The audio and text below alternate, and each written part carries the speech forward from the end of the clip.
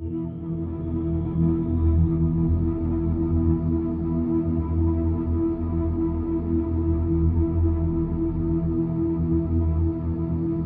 back, everybody. So my next movie review for you is Lord of the Rings: The Two Towers. So The Two Towers was released on the 11th of December 2002, once again directed by Peter Jackson. It was made on a budget of 94 million US dollars and made a whopping 951.2 million dollars. And to be honest with you, this movie could probably get released again and probably make exactly the same amount of money. Again, we get to see a lot of the cast return in this movie, so in the form of Elijah Wood, Ian McKellen, Viggo Mortensen, Sean Astin, Orlando Bloom, Andy Serkis, Christopher Lee, John Rhys Davis, Hugo Weaving. We've also got Bernard Hill in this movie, plus many others. So in this next installment in the Lord of the Rings story or franchise, we get to see Frodo and Sam basically finally arrive at Mordor with the help of a gangly friend in the form of Gollum. We also get to see Aragorn team up with some new allies to defend off a threat from Saruman. And those two storylines are pretty much the two main dominant storyline. There is another one going on in there, which is more of a sub-line, but does play out to be a big aid towards the end of this movie. Now, what do I honestly think of this movie? Out of all of the Lord of the Rings movies, out of the first three, out of the Hobbit trilogy, this is by far my favourite out of all of the Lord of the Rings movies. I like them all, but this is my favourite. There are reasons for this. I do know the reasons why. Because in the first movie, you have your character development. You get that emotional attachment. In the second movie, it's the next installment. There's something different. It doesn't have the same feel as the first movie. Like I said, in the movie, the Fellowship is broken, and you get to see them split off. And there's all, like I said, these sub-plot lines or divided plot lines going on in this movie. Not only that, the visuals in this movie are absolutely fantastic. And I'm not talking about special effects, I'm talking about just pure visuals of location filming of where they were in New Zealand. Some of the visual shots in this, or landscape shots in this movie, are just absolutely fantastic in every single way.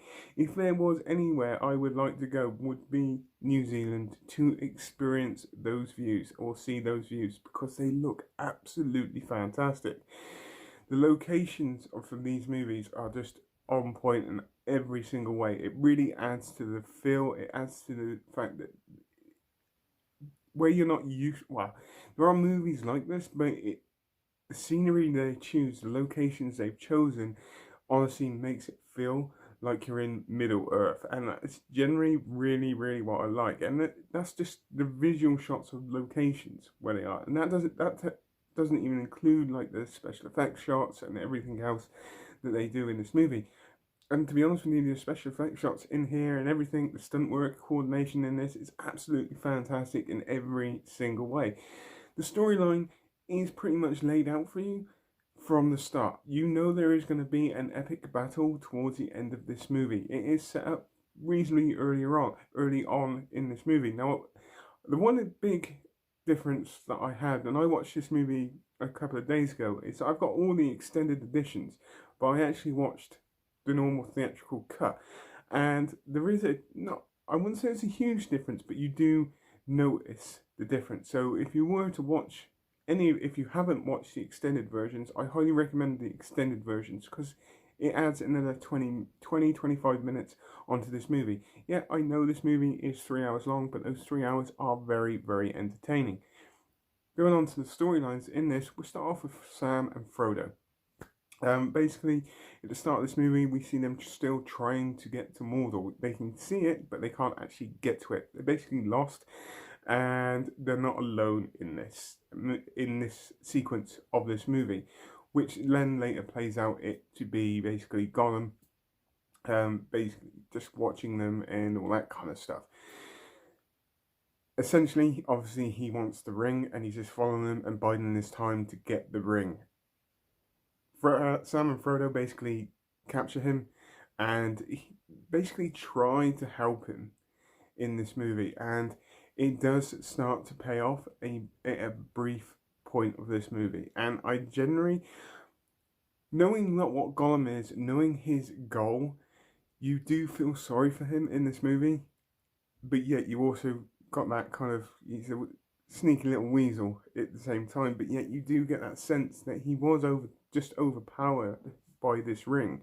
He was out of control of that, and you get to see in this movie that constant ongoing battle between the good and evil inside of him, and there's some good camera work in there, which is absolutely fantastic. Also, Gollum is actually played by Andy Serkis, who is the best motion capture expert in all of film, in my personal opinion. He is flawless in everything he does when it comes to motion capture. Even the voice for Gollum, he did the voice for Gollum. It's just absolutely fantastic. He's absolutely class actor. Whether it's more motion capture for him, but he's still an absolutely fantastic actor. And he's one of these method actors. When I love method actors, it's just absolutely fantastic in every single way. And I think he plays his character extremely, extremely well, especially in this one, because you do get that kind of in-depth kind of backstory to him. It is mentioned in here, and you do, however much you know he's a sneaky little weasel, and essentially he just wants that ring for himself, you do get an emotional attachment towards him towards the end of this movie. I generally like this storyline, this whole Frodo Sam storyline, going to Mordor. It's the unfolding story of them and what they're having to do to try and stop this whole big epic battle, and basically Sauron basically taking physical form again. It's just absolutely fantastic. I love that storyline throughout the whole of the movie. If you've seen the movie, you know exactly what I'm talking about. If you haven't seen the movie, you really, really need to see this movie. Other storyline in here, main storyline, is the story to do with Rohan. So, Aragorn, Legolas, I knew I should have wrote his names down, and now I've basically gone to Rohan to try.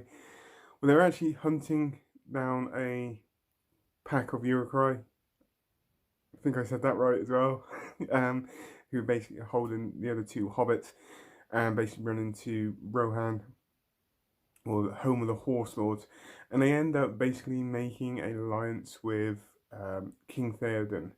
And again, this story is just a huge setup to the fact that Saruman and Sauron have basically been hammering Rohan for ages and ages and ages to make it fall, to make it easier, to just reduce the allied kind of forces or the chances of them coming to help anywhere else. It's just absolutely fantastic, and it's the last stand when they all go to Helm's Deep.